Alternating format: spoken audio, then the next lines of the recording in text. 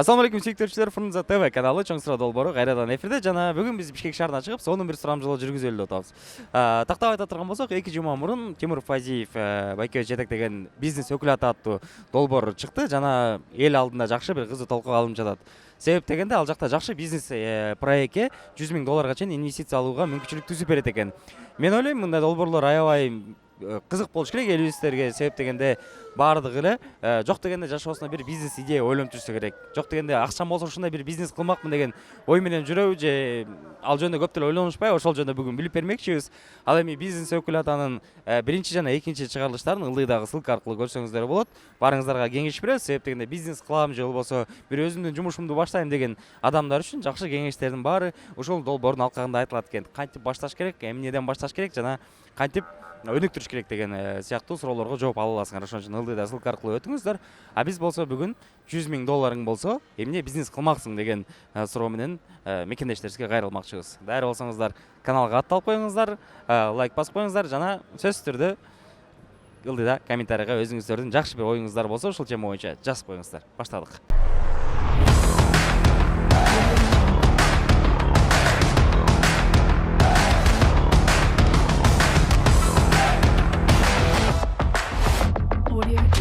Биз бул жакта отурсак, мынакей эжекелерибиз бизди карап күлүп жылмай отурушкан болчу.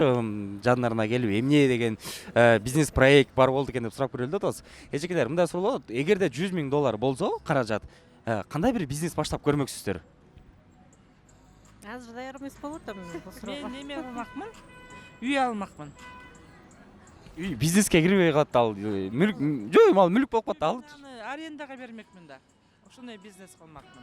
Недвижимость менен. То есть 100 000 долларга мисалы шаардан бир 3 квартира однокомнатный алып туруп, аны кайра арендага берип, ошого бизнес кылса болот ошол деле. Мисалга алсак, ар бир квартираны бир айына 300 доллардан берсеңиз, жакшы борбордун центрден болсо, ремонт жакшы болсо, эми 300 доллар татыктуу баа. Үчөөнүң где-то айына 900 доллардай пайда түшүп турмак. Ошентмекмин. Так, ошондо 100 айда плюс-минус 120 айда актап коймок экен өзүн. Жакшы экен. А сиздечи, эжеке? Мен деле кошулмакмын подружкама дейсиз. 4-нчү квартира ал. Көп элем ойлор, аны шашпай, ойлонуп туруп айтышым керек. Всё, макул, чоң рахмат. Мен швейный цех ачмакмын, анан үйлөрүмдү оңдомокмун деген. Үйдү оңдогон бизнеске кирбей калат да, швейный цех жакшы, но Ачмакмын обязательно.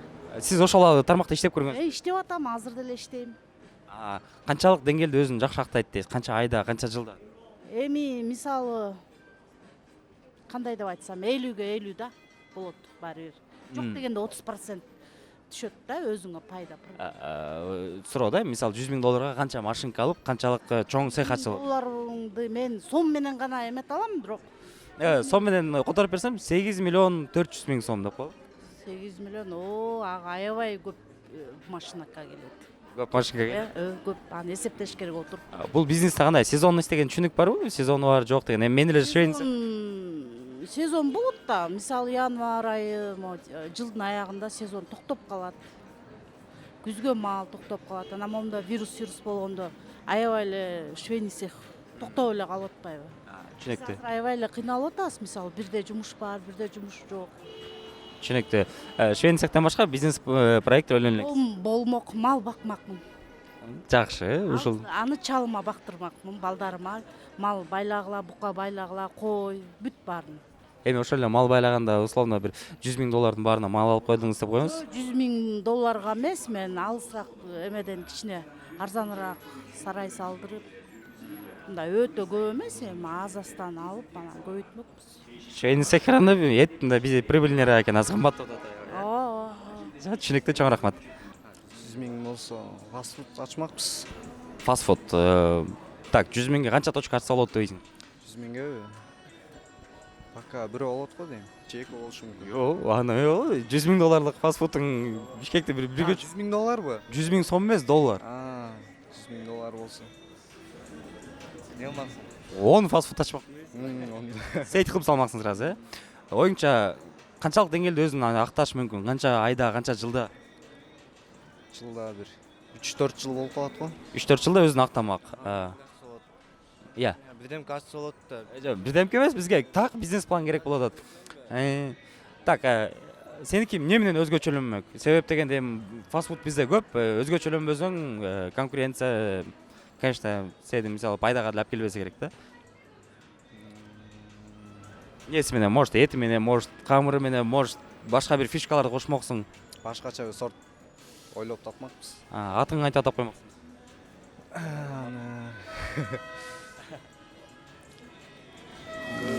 Пока белгисиз. Ну, короче, фастфудтан башка бизнес идея ойлонуп элек. Всё, чыдык. Эме квартира, эме дом кылып, квартира өтүп алат. 100 миңге бир 3-4 квартира алып туруп, сдавать эт. Көп квартира кылып. Бир айда чистый прибыль $1000 деген. Актайт да. Актайт. Но өзүң көптү актайт экен. Бияктан деле эмес, эми башка жактан дом салып, башка жактан квартира эметип, квартира берип эмесең актатсаң болот да. Түшүнүктүү. Чоң рахмат. Мен өзүм Москвадан иштейм, мен Москвага бул жака. Москвада иштейсиз, а Москвада жүргөндө балким бир жакшы бизнес идеялар көрдүңүз, балким Кыргызстанга келсе ишке ашырса болот экен деген. Не, ойлонуп көрбөптүрмүн анычы. Өзүңүз кайсы бизнеске кызыгасыз макул? Бизнес вообще кылып көргөн эмесмин да, мен анан билбесем. Ал үчүн аракет кылыш керек да. Ладно. Алар эле шык керек да. Ладно, $100,000 колуңузга берип атат. Эмне кыласыз? $100,000 Эми дал жок нерсени кылмакмын да. Эмне жок Кыргызстанда? Кыргызстандабы? Эми машина алмакмын, үй салмакмын дегендей. Ал эми Турган иш. эми анан бизнес деген бул көбүрөөк ойлонуш керек го дейм. Көбүрөөк ойлонуш керек, отуруп ойлонуп, жакшы бир проект таап, анан ишке ашырыш керек. Макул, чоң рахмат. Урматтуу көрүүчүлөр, сиздер үчүн да бир сонун мотивация бар. Бизнести үйрөнүп гана чектелбестен, жакшы бир өзүңүздүн чакан бизнес проектиңиз үчүн 100 000 сом утуп алсаңыздар болот. Аны кантип десеңиздер, ылдыйда ссылка аркылуу Тимур Фадеевдин каналына катталып коюңуздар. Качан катталуучулардын саны 100 000ге жеткенде розыгрыш башталмакчы, ошон үчүн азыртадан катталып, өзүңүздөрдүн ордуңуздарды белгилеп коесуздар. Себептен 100 000ден ашкандан кийин балким сиз кача албай калышы мүмкүн. Азыр мүмкүнчүлүк бар. Ссылка аркылуу өтө берсеңиздер болот. Саламдашмакмын өзүмө. Салон красоты. Сулуулук салону. Жакшы, азыр спрос аябай чоң андайга. Өзүңүз ошол тармакта иштейсизби? Ооба, иштейм ошол тармакта. Бирок салон сиздики эмес. Меники эмес, азырынча ошого азыр кичине акча чогултуп, анан өзүмө. Анда келиңиз, мындай кылып көрөлү. Мен кошумча суроолор берип берем, сиздер ошолорго так жооп берсеңиз, балким $100,000 ал сиз деле алып калышы мүмкүнсүз. Канча пайда тапса болот? Эми жакшы эле күнүнө бир 3000ге чейин тапса болот да, 2000, 3000ге чейин. Бул бир кыз. Ооба. А эгер салон ачып бир 5-6 кыз алсаңыз, то салондун күнүмдүк выручкасы 15-20 миңге чыгабы? Болот, чыгат, ооба. Если мындай жакшы жерден алсаңчы, адам көбүрөөк жерден алсаң, анда жакшы. Ичин кантип жазалгаламаксыз, рекламаны кантип бермексиз, клиенттерди кантип чакырмаксыз? Аны эме кылыш керек го дейм. Интернет аркылуу кылсаң жакшыраак да. Анан ага эми убакыт керек да, көп эле убакытча. Азыр айта албайм. Айдар, буга чейин бизнесмен алектем көрдүң беле? Жок. Желание барбы? Желание бар. Кандай бизнес кылмаксың? $100,000 болсо. $100,000. Доллар. Эми ойлонуп көрүш керек го бир жакшылап. Вообще буга чейин мына пландап койгон идеяларың жок беле? Жок, бар эми, просто эч кимге айтпайм да мындай нерсени. Айтсам ишке ашпай калат да. Айтпасаң жүрөт ошо бойдон өзүңө. Ошон үчүн айтып, бөлүшүп, инвестор издеп, пландап, бизнес проект түзгөндү үйрөнүп дегендер акырындан аракет кылып баштабаса, убакыт өтүп кетиши мүмкүн го. Андай деле болбойт. Бирок айтпайсың эч кимге. Красавчик. Менин оюм боюнча $100,000 болсо, мен чоңдорго дагы жана кичинекей балдарга дагы бир какой-то фестивальный парк ачылмак да. Это вот аквапарк или там гэмблинг, что-то такое. А вот эти вот рестораны, кафе, это уже... Жакшы, себеп дегенде мен да кошулам. Бишкекте мындай үй бүлө менен барып эс алууга жайлар аз, Ооба, эс алуу күндөрү ошондой парктарга барып, бизде жаздан баштап күзгө чейин погода аябай жакшы. Ошол эки мезгилде жайкы каникулда отпускага келгендер, эс алчу Бишкекти көрөйүн деп келген биздин кандай десем, чет өлкөдөгү меймандар дагы келип, ошондой фестивальный, такой чоң парк, да, там все, и кафеси да бар, и рестораны дагы бар, балдарды ойнойт, и чоң адамдар дагы өздөрүнүн көңүл ачуучу ушундай, мисал айтсам, Дубайда ошондой бар, ошондой хотелось бы.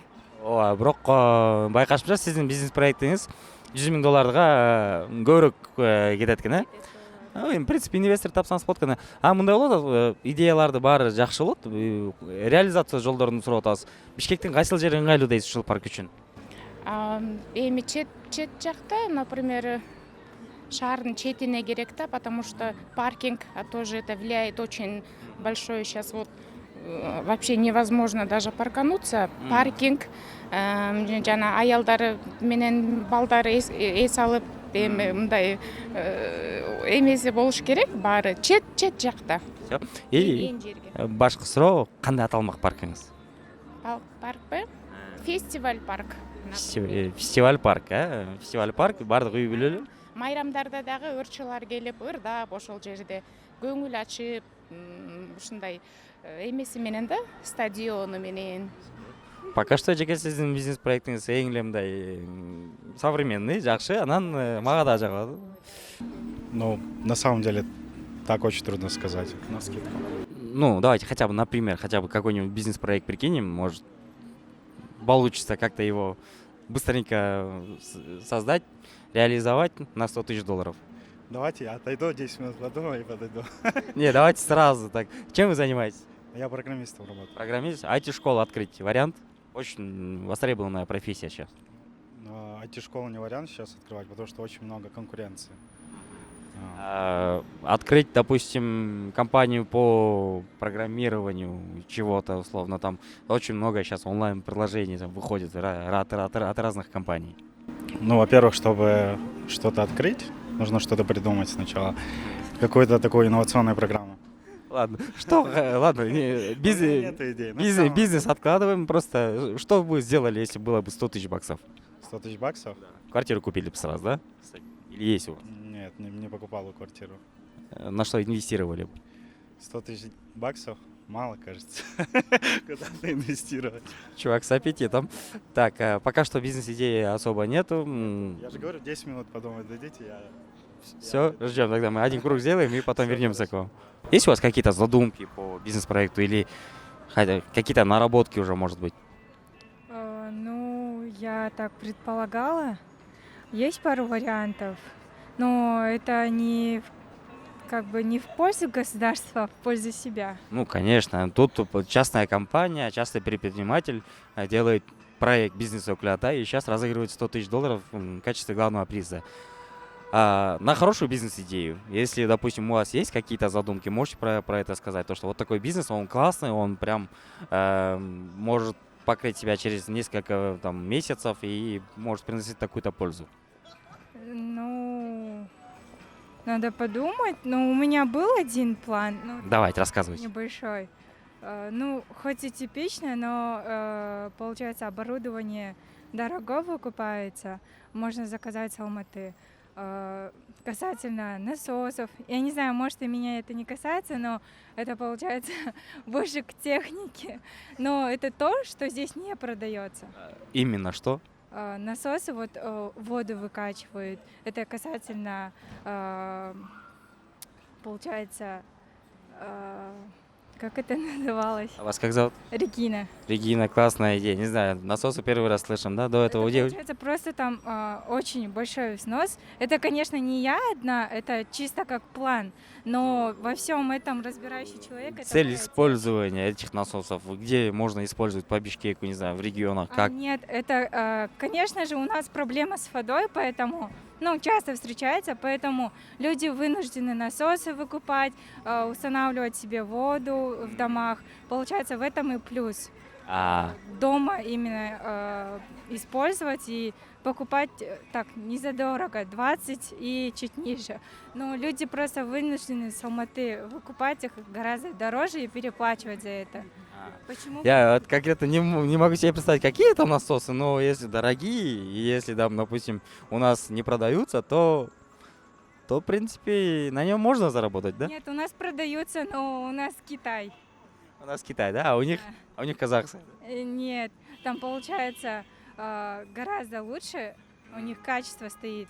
Так. Тут у нас за качество не отвечают, то есть магазины, они не брендированные, просто нету гарантии. Вот в чем минус.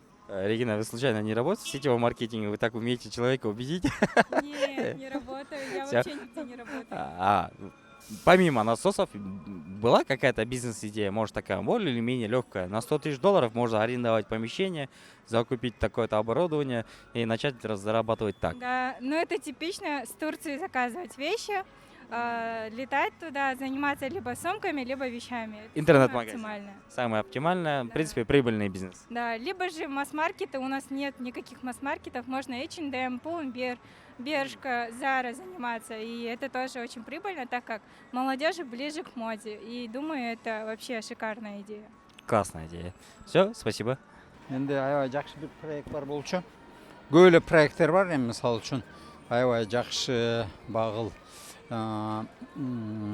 эң жогорку сапаттагы азыркы талапка керек болгон бир чоң аэропорт да, международный аэропорт Тамче. Эми ага азыр могул экономикалык кризисте ага пока навряд ли, но перспектива болушу мүмкүн. Азыркы учурда багыл бизде көпчүлүк балдар багы ата энеси жок балдар калды да, аябай көп эле.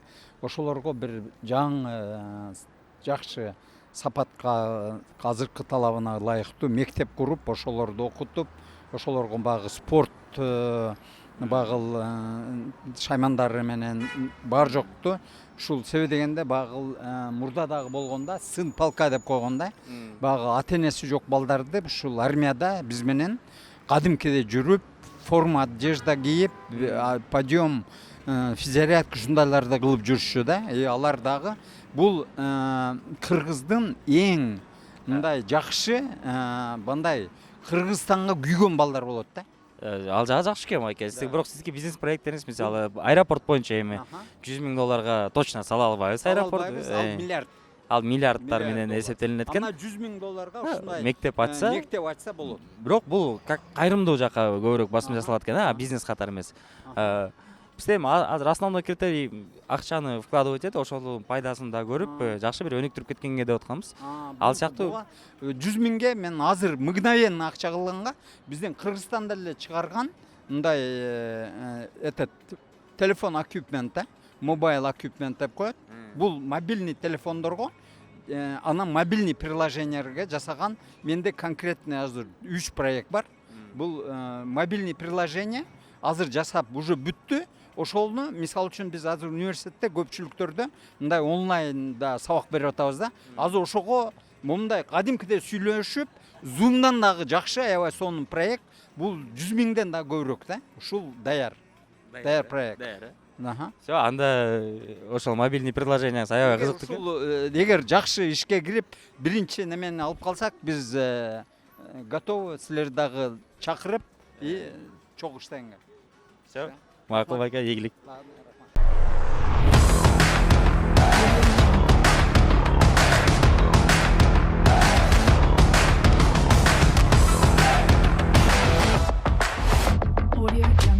Урматтуу мекендештер, өзүңүздөр көргөндөй эле көпчүлүк биздин жарандарыбыздын өзүнүн так бизнес проекттери жок экен, болсо да мындай оригиналдуулук менен өзгөчөлөнбөй койду.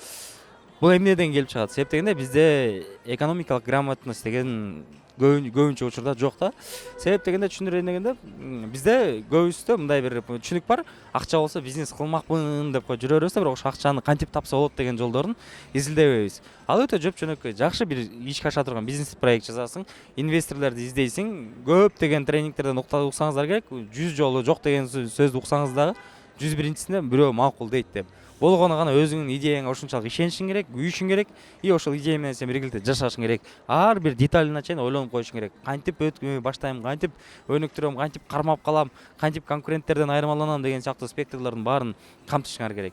Ошон үчүн үйрөнөм десеңиздер, азыртадан силерге сонун мүмкүнчүлүк болуп атат. Ссылка аркылуу өтүп туруп, бизнес өкүлатта долбоорун көрүп, үйрөнүп алсаңыздар жакшы болот. Мен мисалы өзүм пландап койгон бизнес долбоорлорум аябай көп.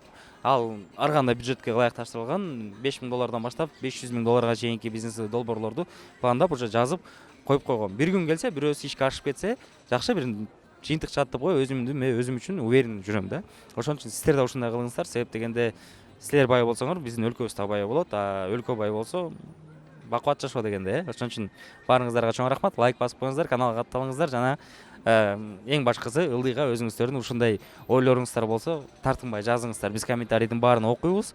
Жакшы идея болсо сөзсүз силер менен байланышабыз. Чоң рахмат.